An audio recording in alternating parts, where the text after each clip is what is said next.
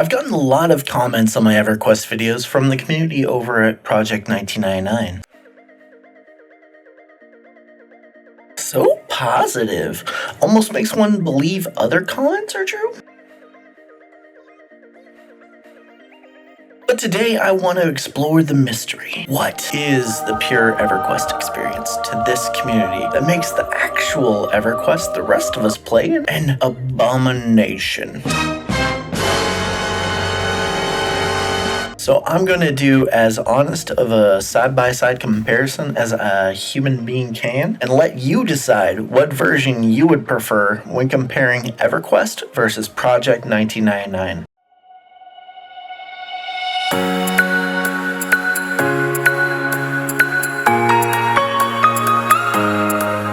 Hi, I'm Telgany, the Nerd Navigator. I'm honestly going to try to give an unbiased analysis of comparing Everquest and Project 1999, stating only facts for the beginning of the video. You can make the choice yourself as to which Everquest experience you prefer. Because whether we play the current Everquest or play a past version of it, can't we all just agree that it's without equal? That's what I think, at least, and that's why I made this t-shirt design that you can order today if you think Everquest is without equal also. And it'll help my channel. I don't have Patreon or anything like that, so I just want to get you guys an awesome t-shirt and it'll help me a little. A link is in the description below for where to order. I'll also be giving away one of these t-shirts to a random subscriber who comments answering the question I'll be asking at the end of the video. My other treat to you, if you stay to the end of the video, is I'm also going to provide my own biased opinion of which Everquest experience I prefer, which I'm sure the commenters will say I was doing the whole time. Now, before you can play either Everquest or Project 1999, you're going to have to go through the process of installing them. So let's start with how to obtain and install each version. I'm showing both of the recordings in parallel of how long it took me to install each at 12 times speed. To obtain Everquest, navigate to www.everquest.com, click on the green Play Free button. At this point, if you don't have an old SOE or Daybreak Games account, you can fill out the info and register one. I've got a bunch, so I didn't need to. Then just click the yellow text in the green ribbon that says download the game for the direct download. This will download a setup file, run that file, go through the prompts, which will install the launcher, run the launcher, log into your account. It'll download any missing files and the latest patch. Since this is a new installation, it will download all the files. Once the play button is green, you're ready to play. Now, the Project 1999 video is blurred because I totally obtained a legit copy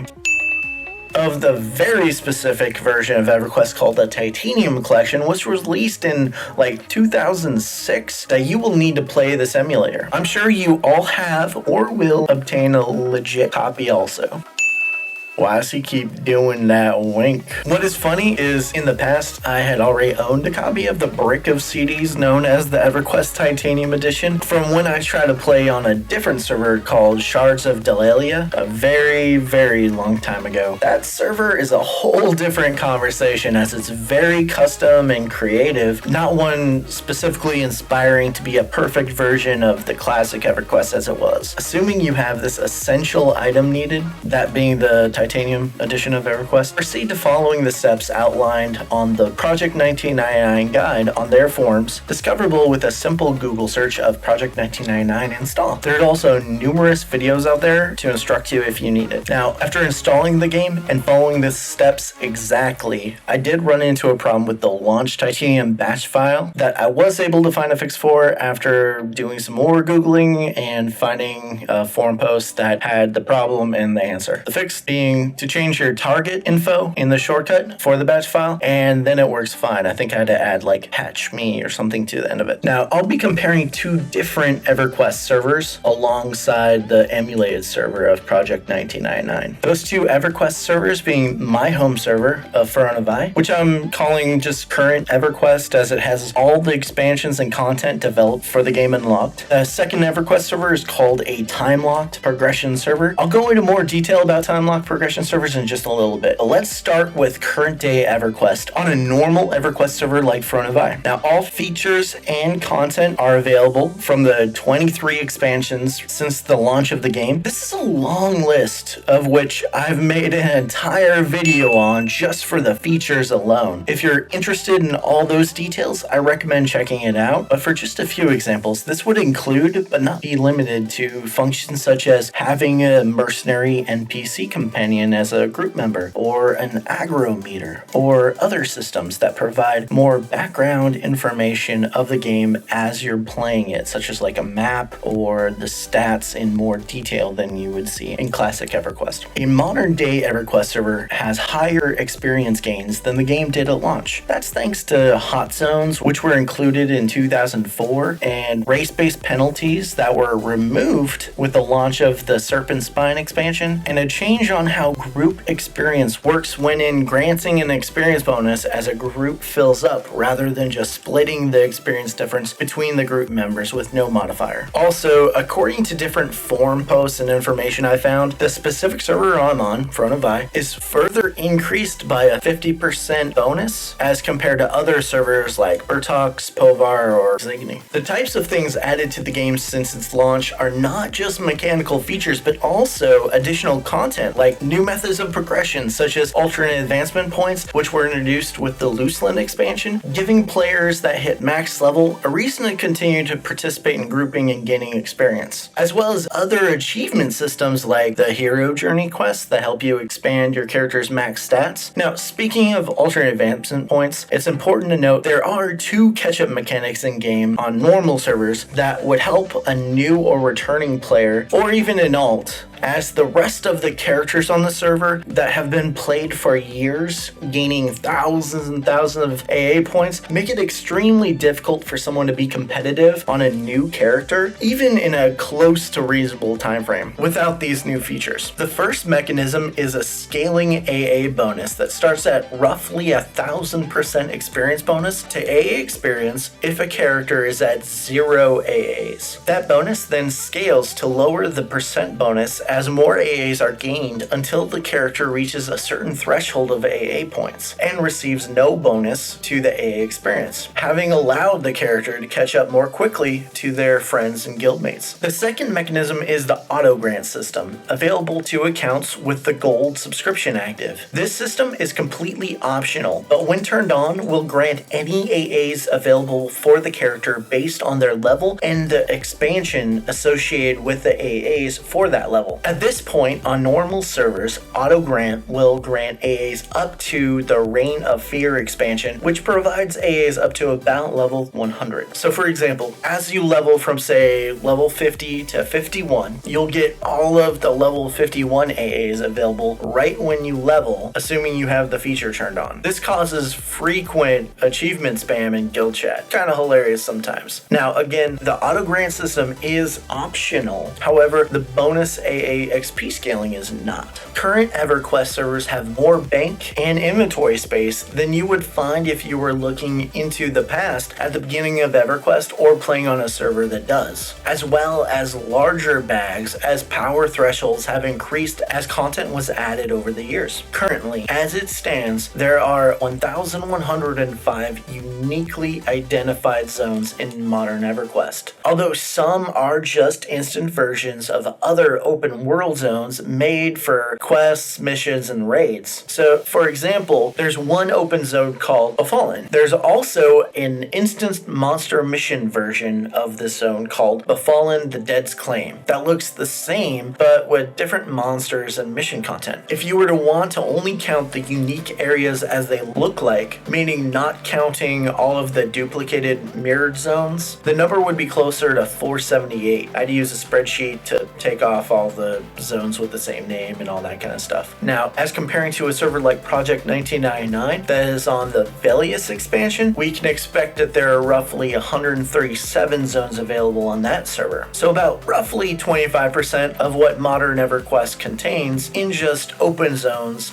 excluding the additional instance content available to players. Now, with this added content, it does mean the player base is spread out between more zones, and as most characters are also near the end of the level curve, lower level areas will see less players in them on normal EverQuest servers. At the launch of the Serpent Spine expansion, a completely revamped new character experience was added to the game as SOE understood the issue of having a small population of low-level characters and sought to improve the existing experience. You see, when a new character was created, where it started out in the world depended on the character's race, so you may end up in one of some 13 or so starting towns. So to say new characters were spread out would be true. With the revamp, SOE brought all of the new characters created together with the creation of the Crescent Reach starting area, complete with new quests to do and adventures to be had. So even veteran players would have a new experience that they could do on an alt character if they created a new character. This is the experience I'm showing on the Front of Eye character, as it would be the recommended starting area for anyone getting on a normal EverQuest server such as Front of Eye. Although, as a note, you can choose to pick the old classic starting towns for your character's race if nostalgia overcomes the desire to group with other players. Let's talk about combat and abilities. Over time, new ability lines have been added to the game. As such, the way combat flows has had a significant shift, being more complex now than ever before, with many more options to players as they fight the denizens of Norath. For example, as a monk at level 16, you press Flying Kick on cooldown every 8 seconds or so. Other than Flying Kick, there are few abilities to use besides some that were on long cooldowns such as Mend and situational abilities like Feign Death. And for a burn rotation, would choose to use Inner Flame or 100 Hands. One or the other. No real rotation, actually. Now, as a monk at level 105, I have 11 different timers for abilities that I can choose which ability to use for which timers. And there are different intervals that I use during combat and after, as well as a complex 20-button burn rotation, balancing different abilities that stack with each other and managing their long cooldowns. I don't believe it's an opinion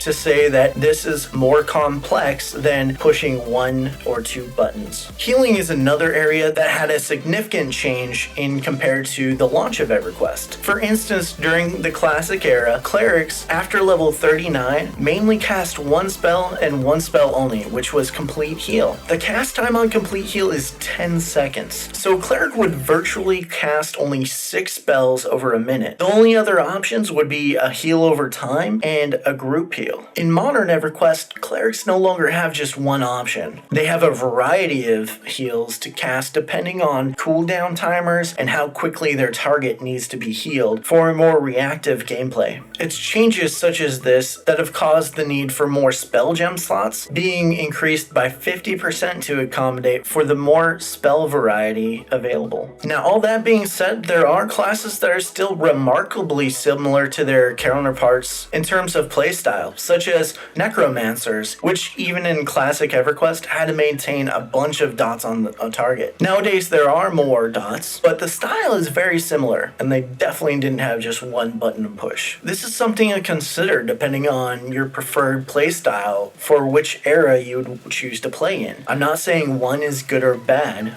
although obviously I'll have an opinion on that at the end, but this is for you to choose. Lastly, the punishment for deaths on EverQuest servers have been greatly reduced. It would be an opinion if this was good or bad, depending on your preferred playstyle, but in classic EverQuest, death was met with your equipment staying on the corpse when you died, and you would spawn at your bind point with nothing on your character. Nowadays, your equipment stays with your character, and the experience penalty on death seems greatly reduced, although this could be a placebo effect due to the aforementioned experience gains increase, making it quicker to recover from the loss, maybe. I don't know. However, it's still recommended to recover your corpse to recoup that lost experience, even in the less punishing modern era today. Now, for normal EverQuest server rules, pretty much anything goes in terms of how you choose to play. There are no rules dictating how many characters you can run on a single computer at any given time. It'll be based on your capabilities abilities and preferred playstyle. As such, you will find groups of characters played by one user, mostly legitimately by their own talents, but some with third-party assistance. I'll touch on that in a moment. Yet the myth that all players on modern EverQuest servers only play several boxes persists, mainly because even if 1 out of 7 players boxes a group themselves, it makes it look like 50% of the server population does, as that one player plays 6 tunes and the other 6 players play their individual tunes. Now, the elephant in the room for normal servers is that there are individuals who choose to use third-party programs that make running multiple characters easier, and some programs that even automate the characters. Depending on who you ask, some of the programs are okay and some aren't. That said, if you follow the end-user license agreement to the T, none would be permitted. However, neither SOE in their time nor Daybreak Games now have strictly enforced this policy, up to the point that unless you're caught away from keyboard automating your characters, anything seems permitted in terms of being punished by the company. However, this does not mean that your server reputation would be untarnished. Moving on to the EverQuest time-locked progression servers, otherwise known as TLP servers. These are servers designed to normally start with just classic EverQuest and unlock the expansions in order at either a set time interval or when the endgame content of a particular expansion has been beaten. For the example of a TLP server, I chose Finnegal, which I'll be now calling Finny for the rest of the video, but this server is the most popular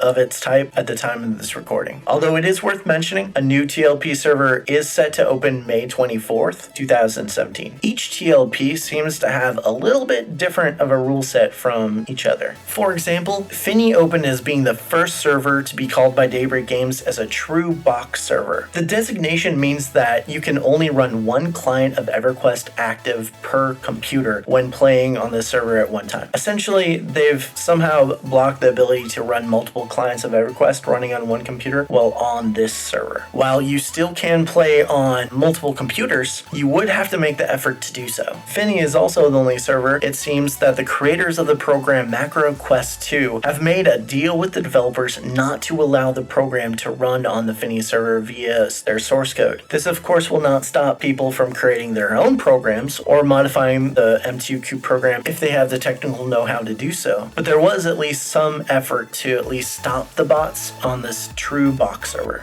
Finny is currently locked up to the Lost Dungeons of Norath expansion. This means characters are locked to level 65, and the primary loot progression as well as abilities and features are mainly planes of power level. This also means the alternate advancement system is present on Finny. It should also be noted as a feature on Finny that raid targets from each expansion will be instanced. So while bosses like Lady Vox or Lord Nagathon will still spawn out in the open world, players will also be able to have these targets available to them via raid instances. The raid instance targets have an account-wide 6.5 day lockout timer and will remain the same difficulty as the non-instance versions. Additionally, it should be noted that raid bosses on TLP servers have had their difficulties increased comparing to classic EverQuest since the launch of the Ragefire server. For combat on the Finny server, some classes will see some increases in spell and ability diversity as compared to level 60 from the Project 1999 server. Using clerics, for example, as mentioned previously, will have access to many types of single target spells besides just complete heal following level 61, with quicker cast times than complete heal. However, complete heal will still remain the most mana efficient spell in their arsenal at this time period and still heals for enough at that level of content to be used quite often, if not in an emergency. For classes like the Monk, not much will change as compared to level 60, besides, having alternate advancement points and stuff like that. On death, like on normal EverQuest servers, loot stays with you, not your corpse. However, XP does take much longer to gain on this server, so the XP penalty on death has a bit more impact in that regards. Looking at Project 1999, the server is currently locked at the Velius expansion, meaning no alternate advancement system, and the level cap is 60. The combat, as mentioned before for level 60, is what you'll find on this server. Fights will take generally longer and with less abilities to use. There is no rest system, as that was introduced in the TSS expansion, so recovery after a fight will take some time depending on your character's regeneration rates. This is a reason why items such as the fungi tunic from Sebulus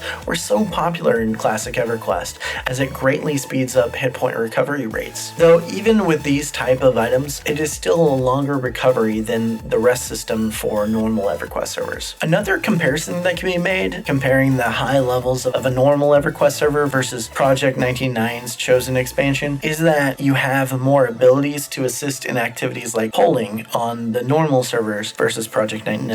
For example, a bard on Project 1999 will generally have more of a challenge polling. And again, this is up to you to determine if that is good or bad. I'm not making the opinion here, just stating the fact that it will be more challenging, and I'll give you the reason why. As they'll only have a lull as a tool to pacify mobs to single pull, where once Planes of Power came out, bards had access to the Fading Memory AA, granting them essentially a mulligan or do-over button if they made a mistake when pulling, rather than having to decide if they needed to eat a death or pull additional mobs to their group. They just would fade and then try again. The class and race experience penalties are still in the game on Project 1999, according to their wiki. So that can factor into what combo you choose for your race and class. Although, as I'll discuss later, I'm surprised with how quickly I leveled when compared to the Front of Eye server. Now let's talk about the differences I found while comparing the tests I did with the level 1 characters you're watching. It should be noted, as you'll find from watching the mob counter, the experience gain is the lowest on the Finny EverQuest server, then compared to the normal EverQuest server, Front of Eye, or Project 1999 by a large degree. So it will take the longest to level on the TLP server. The mob count needed to reach level 2, while different, was closer between the Front of Eye server and Project 1999 than I would have thought, considering the Front of Eye server has an increased XP modifier on its own and no race penalty for an XR, which on the Project 1999 server should be like a 20% difference. That said, I was able to kill yellows with ease on my level 1 monk on Finny, and I assume on Front of Eye if I had tried, but I could not kill any yellow mobs at all on Project 1999 with my level 1 monk. Granted, all of these characters had no gear, so none were twinked or anything like that. Now, I believe this could be due to a rumored bare hand-to-hand rework for monks on the modern EverQuest servers. However, there were still some fights on the Project 1999 server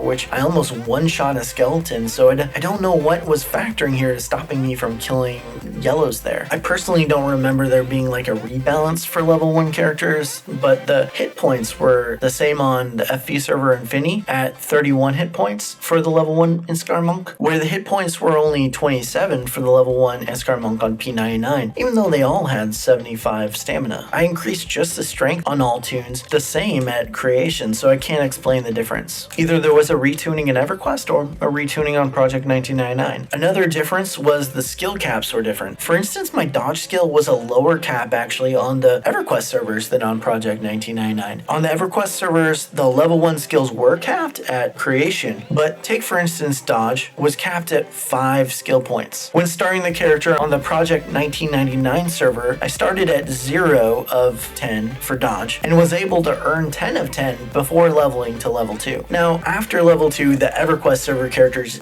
did need to gain skill points to meet their level 2 caps, but there was definitely a difference in the skill caps themselves between the EverQuest server and the emulated server. This concludes the fact-filled portion of my video. I'll now give my personal opinion on my findings, how I view the experiences, and how I feel in general with either community. I'm just gonna roll straight through my thoughts on this, so bear with me if I flow from one subject to another. In my opinion, EverQuest has more depth and complexity now than it did ever in the past. And while it no longer punishes its player base for their mistakes as it did in the past, it's not easier as raid mechanics and class gameplay has ever increased in complexity. Most of the population for EverQuest on regular servers will definitely be in the higher level zones, as this is only logical for a game with levels and a player base that have been playing for years to reach those high levels. That said, SOE put in the work to make a new character leveling experience better and faster, so that new or returning players, or even people making alts, can actually catch up with the rest of the community, not because it would make it easier to play. That being said, most features, if they're undesirable, can be avoided, turned off, or ignored if a player wishes not to use them. Modern EverQuest is nothing but choice. If you don't like the map and reminisce about the days you had to memorize a zone, I remember the sky moves to the west, right? complaint? Well, disable the map key. It's really not that difficult. If you don't like the new models, turn them off. I mean, if your only complaint is about them and say that the reason you don't play Modern EverQuest is because you don't want to look at those models, then you're just complaining to complain, because there's a simple solution to the problem besides just refusing to participate. Now, can it be fun to completely start over and compete with a bunch of players in a rat race to get gear and beat bosses? Of course, and I believe that's where the time-locked progression servers have a place in Modern EverQuest. But as far as Project 1999 goes, I look at that and I just see content I've done over and over again, and there's no way that'll ever be exciting for me personally. As the server doesn't reset, there comes a point when you've just endlessly farmed TOV and Sleeper's Tomb, right? If somebody in the comments can explain how that is fun, I'm open to hearing it. And how about that community? I mean, every large group of human beings has bad apples, right? There's no exceptions. If I look for trolls in general chat, even on my beloved server, oh, I'll find them. I have an ignore list. Looking at you, JPEG. However, the raiding community, as I know it, has gotten much better as compared to the days of Temple of Ishin, Sleeper's Tomb, and the Elemental Plane flagging, thanks in no small part to instances. The top guilds no longer have to fight amongst themselves in order to participate in the content. It's available to all now. However, as I understand it from secondhand information, such as some comments left on my videos and testimonies from past P99 players, the toxic nature of a raid scene has not magically changed from what it was in Classic on Project 1999. Now, it's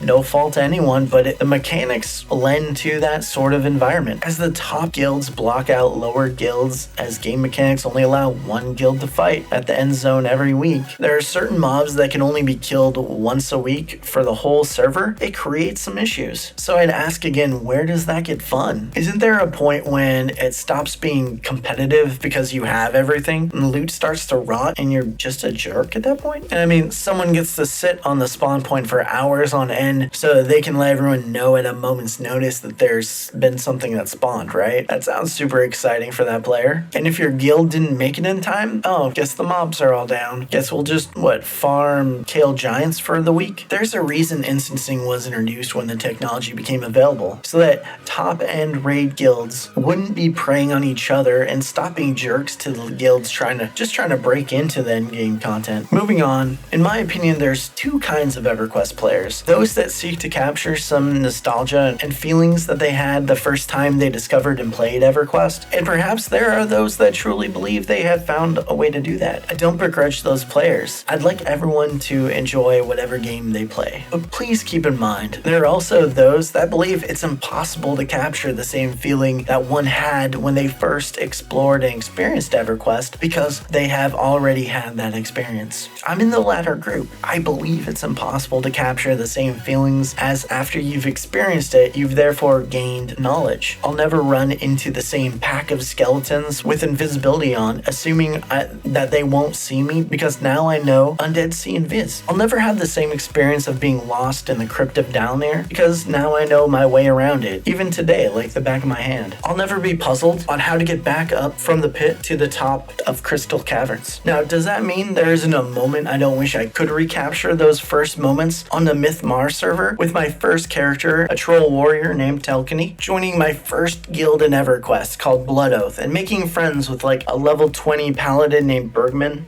and exploring Kazakthul and Geo together, actually and sadly forming a crush on my guild's leader and cleric Drusilla. Oh, teenage Telkany, you silly boy.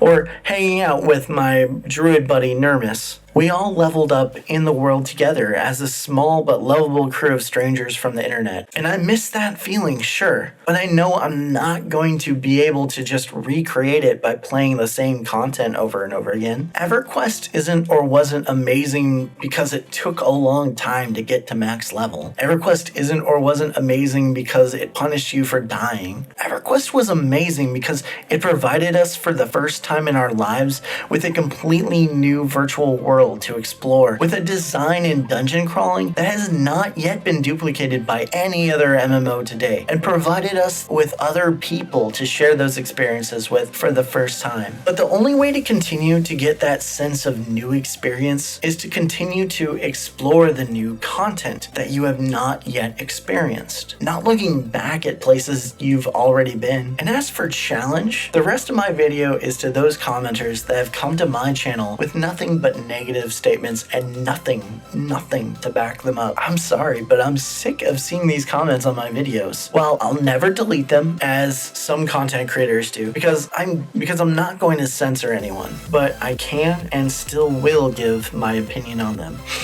I mean, these commenters, they just make a statement with no supporting argument or fact. Sure, some say ambiguous things like Classic Everquest was a challenge, but how? How was it a challenge? Explain it. So, dear P99 commenters, you seem to have some delusion that you are all hardcore because you play Project 1999. I'd love to meet one of you so that I can look you in the eyes and have you tell me with a straight face that you're challenged by Classic Everquest. Not just back in the day, but even today as you play Project 1999. I mean, after fighting in Lower Gook for the first 40 hours, the challenge was lost to me. I knew where the roamers were, I knew where the spawns were. No challenge there. Do you mean to tell me that after 100 times that you've killed Vinny and Kale, that you find that encounter new, challenging, or exciting? To my fellow monks playing P99, do you think that tag pulling is a challenge that no one else can do? That we just forgot how to use a bioluminescence orb? That pressing flying kick and one burn disc is fulfilling? I have the choice on modern EverQuest servers, and with 11 spamming ability timers, each with different abilities to pick from to manage, alongside a 20 button burn rotation, balancing and mixing different stacking buffs, I'd say that's the challenge. I'd say you don't know what challenge is. You haven't faced true challenge in a long time. People beat the content you're playing 15 or so years ago. The challenge is to face new raids, new mechanics, to learn new ways of playing the game. Let's be super real here too, talking about raids. Most, as there are some exceptions, but most of the raid encounters in Classic EverQuest are more or less what we call tank and spank encounters today in modern EverQuest. Sorry, but the developers have learned what they've been doing and have made more interesting and complex raids as they went on. Sure, some of the Classic EverQuest raids have AoEs and random death touches to keep your healers on your toes. But really, you are more likely to be fighting against bugged pathing or bugged walls than actual intended mechanics. Hello, Plane of Hate, how I missed your walls. But they aren't truly challenging encounters. We had the Plane of Hate down to a science back in 2000. They just didn't have mechanics in Classic EverQuest where if one person forgets to even just duck or run away from the boss, that it could mean the entire raid wipes instantly. There's a challenge for you. There were not encounters that required 8 different mobs, all to be tanked and balanced by the DPS within a breath of a few % of each other or else the entire raid wipes. So you had to communicate what each mob was doing. The raid leader usually had to check any given time. It could go, one could go wildly down thanks to a lucky crit or whatever. The only challenge Classic EverQuest holds is, do you have enough clerics in your CH rotation and enough damage before they go Modern EverQuest is filled with complexity and 23 expansions worth of knowledge and progression needed that I'm only left to wonder if it's just not that folks that play P99 don't play modern EverQuest because they can't handle it. Maybe it's confusing to them and they need a simpler, slower paced version of EverQuest. And that is fine if you enjoy that, but don't come to my channel and start knocking the real EverQuest just because you have delusions of grandeur about a game that left you in the dust as it continues to evolve and live on 18 years later. /rant off. Please like the video and subscribe to the channel. For a chance to win this t-shirt, subscribe to the channel and comment below which version of EverQuest you prefer and tell me why. I'll announce the winner in next week's video. Thanks guys, have a great day.